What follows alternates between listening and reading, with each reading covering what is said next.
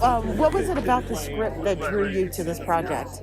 Honestly, the first line is amazing in the script, the original script. It was so weird and unusual that the rest just followed on from that. So I think the first line, but I love horror films and I love creepy stuff. So it was a pleasure. Oh, good to know. Yeah, that was going to be my next question. If you were a fan of horror. I love horror. I love horror so much. What is it that you love about the genre?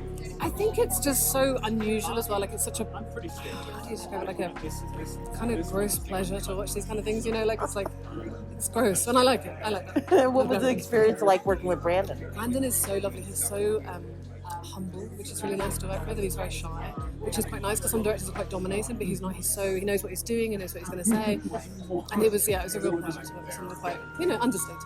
Well, if there's one thing I know from my friend who is a big fan of horror, it just seems like one of the ways of getting past it would be fun on set. The kind of different. Yeah. So, what was the camaraderie like? Oh, it was so good. We were really lucky that as soon as we, the crew met, we instantly became really good friends. And it's such a cliche, actors say this all the time, but it was really true. Like, I speak to Amanda all the time. Oh, wow. I speak to Jeff all the time. Like, we are genuinely really good friends. And I think that shows in the movie because we had this, camaraderie. So we were just playing, we were just having fun, killing, murdering, doing that, naughty deeds. But we had a really good energy together. So I think I think it helps. I think.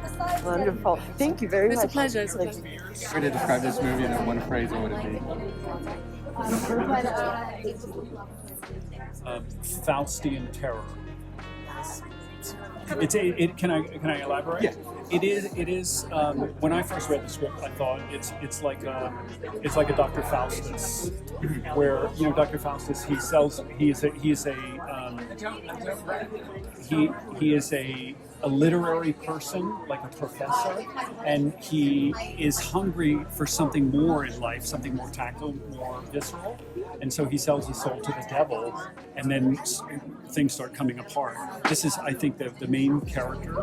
Am I giving away too much of the movie? I'm not supposed to be saying all this, right? But for me, this is what it is taking a person that is honorable and has integrity and unraveling that.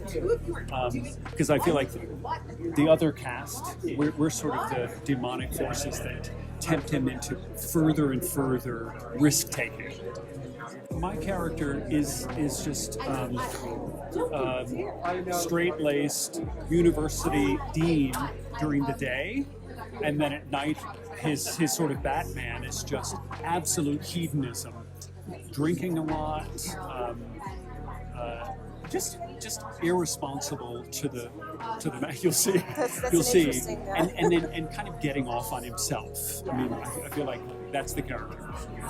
That's what was